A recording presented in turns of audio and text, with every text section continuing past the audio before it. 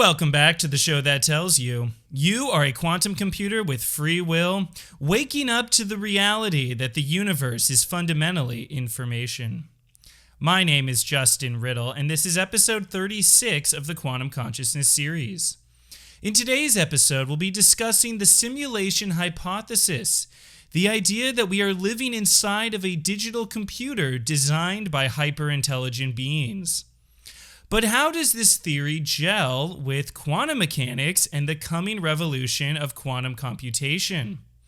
By the end of today's episode, we'll ask the question, is simulation theory drawn out of a digital computer-based metaphysics, and will this be updated once we have updated our metaphysics to reflect quantum computation? This episode is available on YouTube, and an audio-only version is available on Spotify and Apple Podcast. If you like what you hear today, then please like this video, subscribe to this channel, leave a comment below, or for the audio listener, write a review. Join me deep inside the mystery of numbers. Come and huff a metaphysical news. See how concepts become objects and then become qualia. Join us for an episode of Quantum Consciousness. All right, let's get started. So the outline for today is I'm going to first give some of the basics of simulation theory and why I think simulation theory does not embrace the principles of quantum mechanics, measurement, superposition, concepts like this. Second, I will be going into this principle of universal quantum simulation, which seems relevant for simulation theory, and will discuss how quantum computers have the capacity to simulate each other and to what degree they can do that. Next, we will speculate on mathematics and truth and how simulation theory is fundamentally a rejection of universal truth, and so, or it kind of pushes, the bar further back and doesn't quite address this question of fundamental truth. Next, we will talk about the no-cloning theorem of quantum mechanics, which essentially says that any quantum system is not able to be simulated in some principles, while in other principles it is able to be simulated, which seems to come to bear on this idea that we're living in a simulation. Next, I will be talking about a common hallucination or a common epiphany that occurs while under the influence of psychedelic drugs, that you are in a simulation, and what this might mean kind of culturally or experientially to believe in a simulation hypothesis. And then I will end by speculating on my excitement that we are grappling with the simulation hypothesis at a cultural level, and how this probably is a wake-up to the next level of metaphysics, if you will, but I think we have many more iterations of epiphanies to go through, and so I really think simulation hypothesis is sort of an early reckoning with information technology and information theory.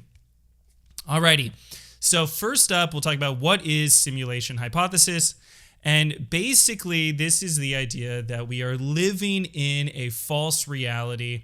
We are living in a mechanized world where everything that you see and think and experience is artificial and constructed, and there's some sort of beings that have designed everything around us, and we are sort of along for this video game ride that we're playing. But it is fundamentally not real and missing the mark at being fundamental reality. And so this, makes us think of the movie The Matrix, where Neo wakes up and he realizes he is in this computer simulation. And I think a core question here is, what do we mean by a simulation? And I think that it is almost taken implicitly that this is a digital computer simulation. Prepping for this video, I watched an interview between Nick Bostrom and Lex Friedman, and after asking Nick Bostrom to define the simulation hypothesis, Lex asked him, does this require quantum mechanics, and will quantum computers play a role in simulation theory or simulation hypothesis? And Nick Bostrom basically is a bit dumbfounded, in my opinion, stumbles a bit and says, well, yeah, maybe quantum mechanics and quantum computation gives us a speed up to our simulation, but essentially this is a non-quantum mechanical theory, and it really is based in determinism, first order logic, and sort of this mechanistic progression of reality. So what do I mean by that? Well, I've covered this in previous episodes, so go check those out. But essentially, in digital computation, you have a progression of A to B to C. If this, then that. This is true. This is false. There's these algorithms, these truth tables, which tell you, if you see this, generate that.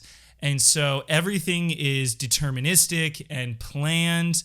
And with a certain set of inputs and a certain algorithm, you will always get the same output. And so core to simulation hypothesis is this idea that you do not have free will. Everything is predetermined. Nothing matters intrinsically. Everything is sort of this algorithm mechanistically churning everything out.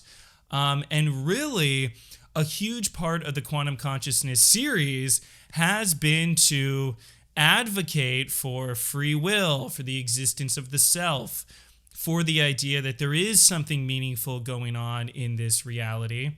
And I think simulation hypothesis is a natural outcropping of living in a physicalist, deterministic system that does not engage with the principles of quantum mechanics and doesn't sort of imaginatively explore next generations of information processing. So kind of going back to that initial question, simulation hypothesis really means a digital computer simulation, because all the tenets, all the implications that we think about with simulation theory really only work if you don't have free will, everything's kind of predetermined and controlled, and if we lived in a world that was fundamentally quantum mechanical, where you have superpositions evolving, collapsing in this sort of chaotic, non-deterministic fashion, it sort of breaks down the controllability of the simulation, and then a lot of the implications of simulation theory sort of fall apart. So I think fundamentally simulation hypothesis comes out of a deterministic digital computer framing and is not grappling critically with quantum mechanics. And, part of my, shtick in this show is that it's so easy just to go in and add quantum mechanics and think about quantum computation in these different contexts, because strangely, I think this is just sort of a information gap where people aren't really engaging with quantum mechanics fundamentally, and we get lost in this deterministic physicalist way of thinking, which is very much, mainstream science right now. All right, so I'm going to briefly cover a few of these quantum principles, and you can check out episode 3, which covers these different quantum mechanical principles. But essentially, we have quantum mechanical systems. We can imagine these as quantum computers, and they have a wave function, a probability distribution, which evolves through time. And there's a different set of physical states that it could occupy. And as we evolve through time, we go into a probability of being here, being there, being in this collection of physical states versus this other. And you go into superposition, then you get collapsed, you become one of these physical states, then you evolve again from that time point. And essentially, quantum computers have this sort of dualistic character where they're in this superposition bubble, evolving, and then becoming measured, becoming digitized, and then evolving once again. And so as we move into our second topic for today, which is universal quantum simulation, let's first think about digital computer simulation. So for digital computers, I mentioned this a little bit previously, but if you have the same inputs and the same algorithm, you always get the same output, right? So input plus deterministic algorithm equals the same output. This is a universal Turing machine, and essentially digital computers are able to simulate other digital computers. And so when we think about simulation hypothesis, if we lived in a digital computer world entirely, where all of physical reality was digital computation, then you could recreate every aspect of reality within a digital computer. Hence, simulation hypothesis is fundamentally possible. However, there's another question here. Can a quantum computer simulate another quantum system or another quantum computer? And there's kind of two answers to this. One answer is yes. There's a principle of universal quantum simulation. So just as you can prepare a quantum computer in an initial state and then let it evolve, this will recreate the probability distribution of another quantum computer. So if you prepare all of your quantum bits into the same physical state, and then you allow that quantum system to evolve, it goes through the same logical, these quantum logic gates, these certain transformations you can apply to the quantum computer, to that quantum system. You let it evolve through those quantum logic gates, through that quantum circuit. The output is the same as another quantum computer that went through that same system, okay? So in a way, yes, you can simulate the probability distribution between different quantum computers. Different quantum systems can simulate each other. There's a few caveats here. One caveat is that once you measure the quantum system, you reduce it, it becomes a physical state, you destroy that probability distribution. And so two different systems, even though they're simulating each other, when you measure them, you're going to get different outputs potentially. And then from that point, they then evolve again. And so you really have to do repeated experimentation to derive what that probability distribution looks like. So you prepare the quantum system over and over and over, and through repeated measurements over many different iterations, you can generate and derive what that probability distribution was.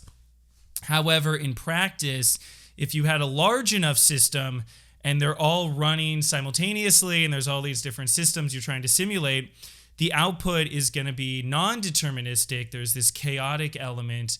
And so even though you can prepare the system and the distribution's the same, the second it gets measured, now you have a totally unique, different system that is now evolving from that point, right? So very quickly, you have this exploding exponential space of all possible measurements that could occur. And even though the distribution is being generated, very quickly the systems diverge fundamentally from each other. And after a few measurements, they're unrecognizably alike from each other. And so there's a massively reduced controllability in this simulation. And this simulation is really only applicable in this brief window while the superposition is evolving if all the initial states are the same. And after a few measurement cycles and a few evolution cycles, you're way off base and your two systems are completely divergent from each other, and there's likely not much correspondence between them. And so from I am a master super being trying to design the matrix to control you, there's a highly limited capacity for control. And so even if I could prepare you in this fake simulation world, it would very quickly diverge, and it's unlikely that you'd be able to control it in any sort of meaningful way. And so when we think about, am I stuck in a simulation and all my memories are false and everything's predetermined? After a few measurements, after a few thought trains, you've suddenly diverged from the creator hyper-intelligent beings. And then is that really the same thing as simulation theory that we typically think about? Okay, a few more comments on universal quantum simulation. So the other thing here is that in a digital computer simulation, we might imagine that if you're sitting in a room, we will just render the room around you. And then when you open the door, the simulation renders the hallway.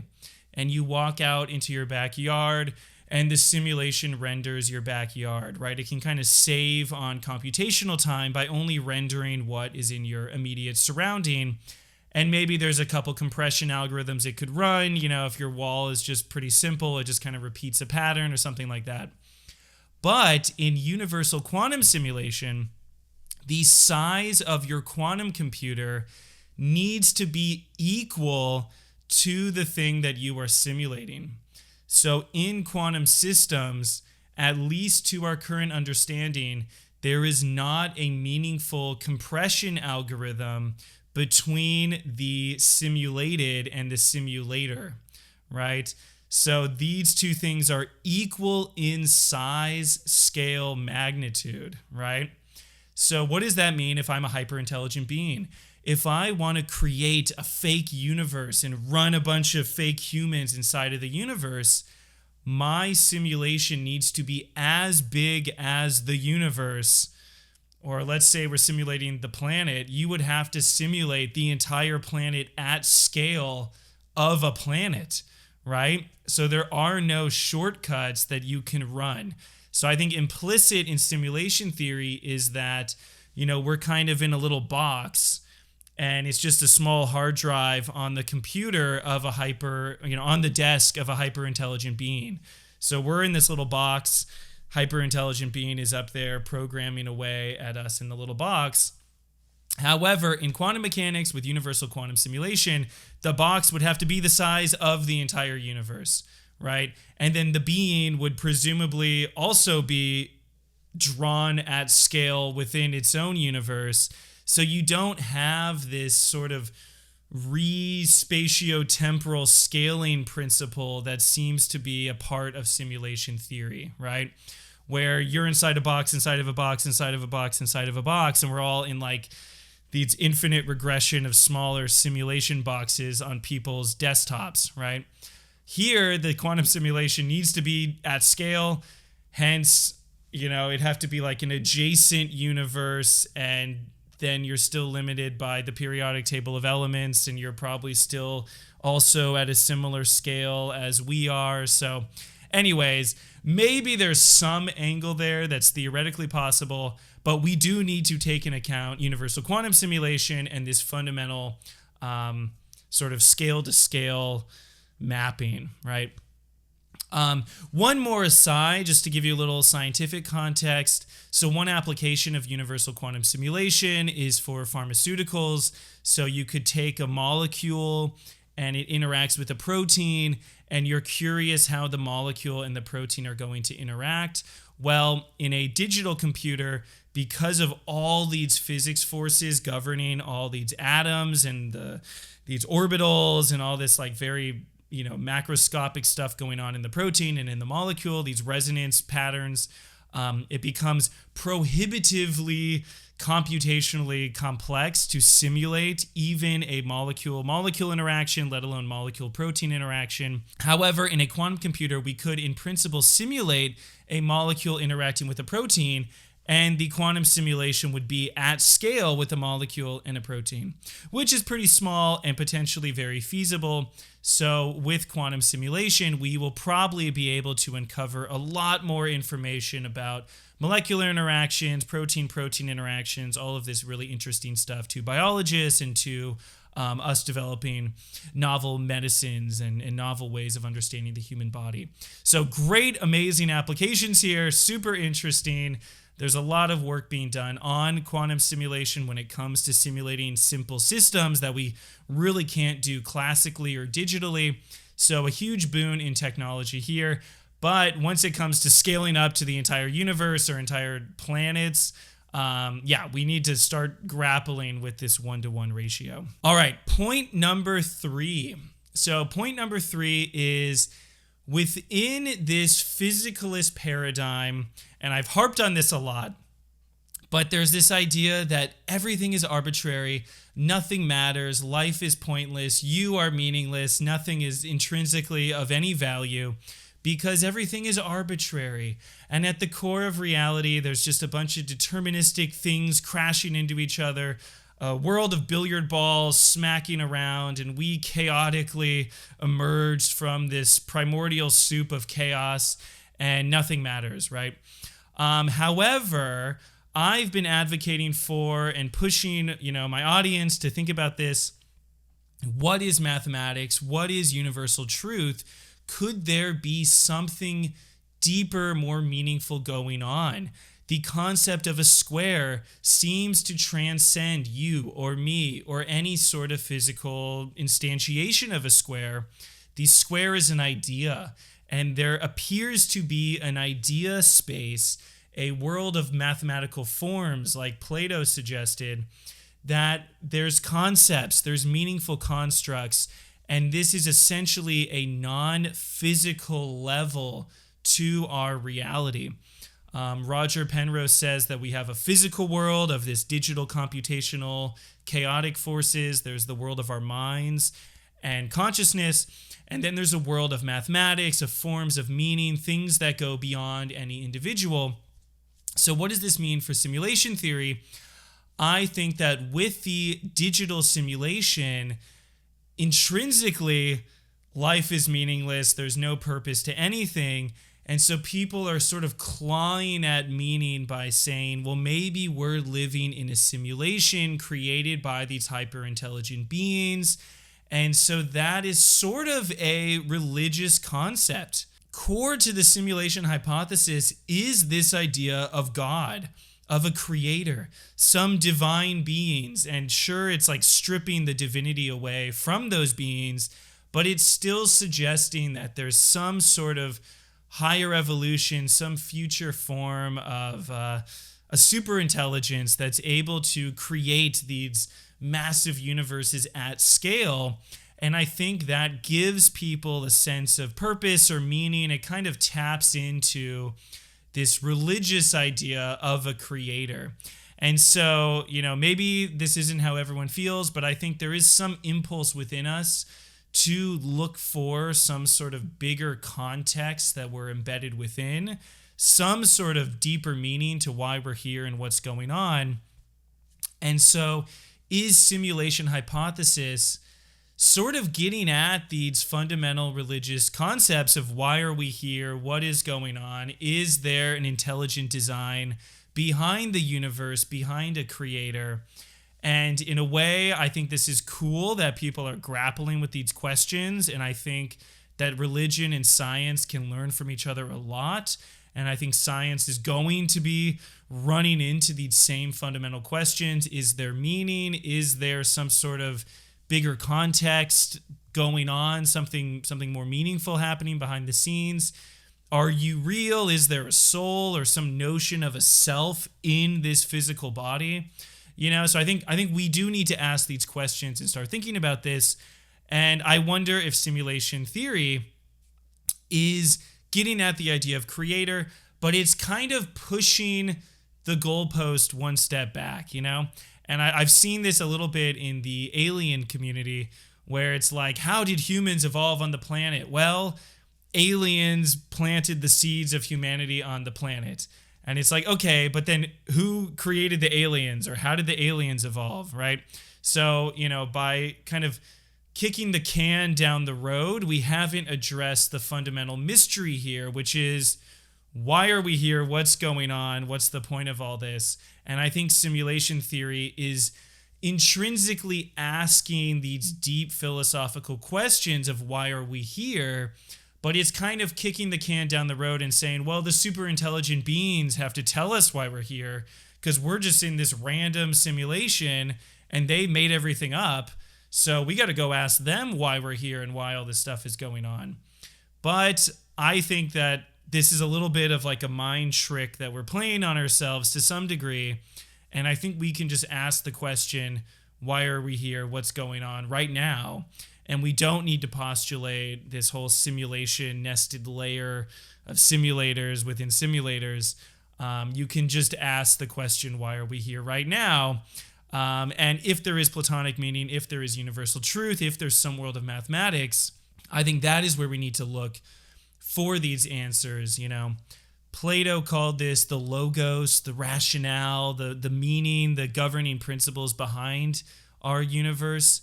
And that was sort of the form of the good. It was a type of God like creator force within a scientific-esque framework. And I think we can ask these questions without postulating hyper-intelligent beings. All right, moving along here.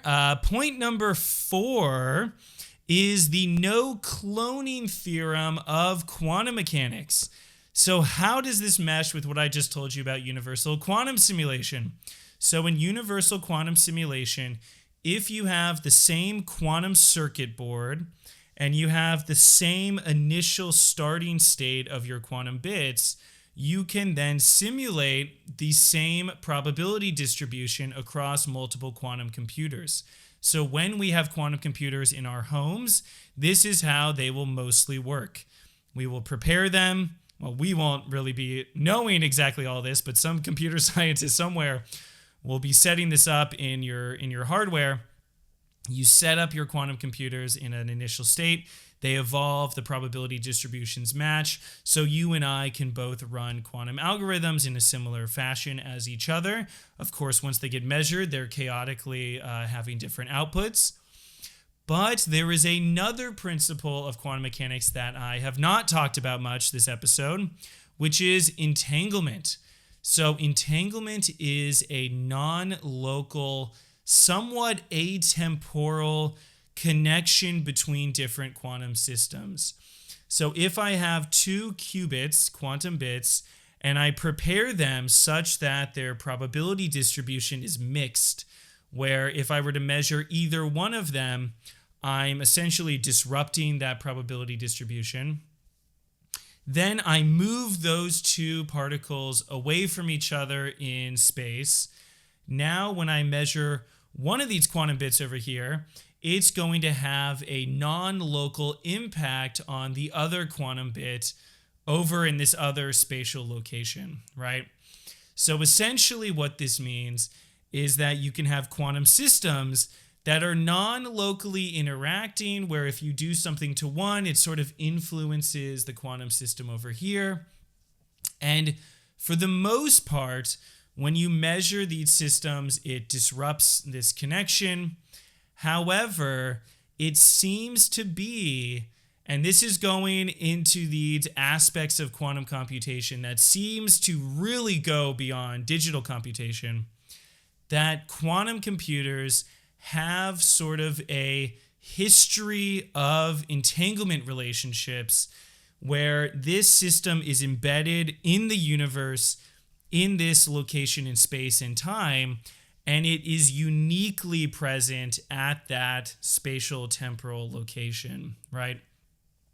And so what you have is that every quantum system kind of has like a blockchain of memory of where it was, what it's doing. And I imagine this as sort of an entanglement web. When you take a universal look at a single system, you'll see that there's this web of intricate interactions and relationships with different systems that goes beyond itself. And this acts as a sort of fingerprint for that specific wave function. And what you can do in a quantum computer is that you can leverage that for cryptography. So cryptography, quantum cryptography, is the encryption of a signal against hackers, against other people being able to decode or know what is being transmitted in this signal. So in the future, your passwords, your data will likely be quantum encrypted, where what we do is you assign a password, which is literally a quantum system. Your password is the unique wave function of that quantum system. And then in order to unlock your account or decode your data, you need to be in possession of that specific quantum system in order to unlock your database, right? And this is only possible because of the no cloning theorem in quantum mechanics. Okay, so what that means is that while we have universal quantum simulation, you can generate probability distributions that look like other probability distributions. They're always going to be slightly off from each other at this very small level, this kind of level of precision where it falls apart, where there's going to be slight pushes in different directions based on this complex network of entanglement relationships. And that allows you to use any quantum system. One, you could use it in a simulator, or two, you could use it as a key for a password, right? You can leverage this no cloning theorem where you could never take that quantum system with all of its entanglements and generate another quantum system that is identical to it, right? So there's something non-clonable about quantum systems, period, fundamentally. And yes, we will leverage that in next generation information technology, right? These are things that go beyond digital computers. So what does that mean for the simulation hypothesis, right? If you are a digital computer, a physical system, then you can be 100% cloned and recreated to the side of you, right? If you are just a series of physical interactions, then we can recreate those in principle. However, if you are a quantum system, then you cannot be in principle cloned because we will never be able to generate all those entanglement relations that are specific to you. We could create a probability distribution that resembles you, but it will not be precise. And all of this is sort of within the assumption, let's assume that you are a quantum computer, your mind is a quantum computer, you're embedded in this biology, therefore you have a wave function that is you, right? If that is you, then you cannot be cloned in principle, right? If you are just a digital computer, then you can't be cloned. Okay, so coming back to the simulation hypothesis, the best you could do is have something that is very similar to you, but maybe there is an uncanny valley. Maybe this is like all this AI art where we could create a quantum probability distribution that resembles your mind and resembles you, but something is slightly off, right? It doesn't quite have the entanglement relationships. It doesn't quite have that essence of you, that imperfection that is you. And maybe that's important. Maybe not. Maybe your mind is a quantum computer and you're just getting simulated and we could approximate it and that is functionally, for all practical purposes, you. Maybe it is not able to be you because of this no cloning theorem. So I don't definitively know, what the answer is here, but I think it's important to think about this. This is a theorem that's uniquely in quantum mechanics, not present in digital computation, and it does kind of throw a wrench in the perfect simulation hypothesis. You could only ever have an approximate quantum simulator. You could not have a perfect quantum simulator. All right, point number 5. Where is this simulation hypothesis coming from? And being someone who is an enthusiast of the recreational and safe use of psychedelics in our society, I have seen a couple people who have maybe taken a bit much and have this really profound experience of truly believing that they have woken up in a simulation, right? They have the full-on Matrix experience where they go, oh my God, everything is fake. I was just created in this moment. All of my life's history, the memories I have of growing up, the memories I have of last week, these are all fake. They've all just been implanted into my mind in this moment.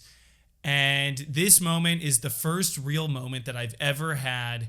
Everything else has been a lie and a false creation, right? And this is a terrifying experience. This is an absolutely horrifying thing to have a realization about. And I know people who have fully gone into this reality where they really think that everything is fake, nothing is real. They're looking around them. They go, I recognize that person as a friend from my memory, but that person is an imposter. That person is not real. They are a simulation. My friend would never say that. Oh, they just said this to me. My friend would say something different. This has to be an imposter because everything around me is fake. So, okay, we're talking about simulation hypothesis in this metaphysical sense. Is it real? Is it not real? What does this mean for digital computers, quantum computers? But I think an important thing to keep in mind is that this is a phenomenal experience that people have. You could go talk to someone who's had this experience, and there are people living among us who believe this, who really truly believe this. And this is sort of a symptom of psychosis, something that happens very frequently with symptoms of schizophrenia, right? This is a dissociation disorder or a dissociative feeling that people have. And after having a psychedelic experience where you really believe you're in a simulation, a lot of people are left with this disassociation, which can be really debilitating and pretty scary. So, everything with caution. Make sure if you're doing something that it's you're in a good place and you're kind of in a safe presence, a safe mental framework when you're going into these experiences, because this is truly horrifying. And I think something really fundamental is going on here that kind of underlies the simulation, like horrific experience, right? And I think what this is that so many people are going through their lives and we identify with the narrative of our lives. We think, I am this person, I've done this thing, yesterday happened, then the next day happened, and you start to identify with that narrative of yourself. I'm not saying that's wrong, but we are in the present moment at all times. And it's really weird that we're in the present moment right now, right? It is very bizarre. And I think part of psychedelics is waking up to the fact that the present is always happening and you're in the present right now and this is real. And that is kind of scary to a lot of people. And I think it's sort of a normal epiphany, a wake-up call that people have. And so if you were living your life identifying with this narrative, in a way, you are identifying with a construct, with a sort of simulation, right? There is an information construct for who you are, for your identity, for your history. And in this moment, we're present, we're real, we're thinking about things, and we're thinking about that information construct that is our identity. And so it's weird to come to grips with the very nature of information that composes our minds and our world. And when you're in the present moment and those filters break down, that history, that narrative access breaks down, and you're thrust into the moment, you could create the idea that all of that information that you have about yourself is fake, right? It's almost like a de-identification with the information construct that is your history and your identity. And I think this is sort of a good thing to undergo on some level, but it can also be horrifying and super bizarre if you're not ready for some of those epiphanies to take place.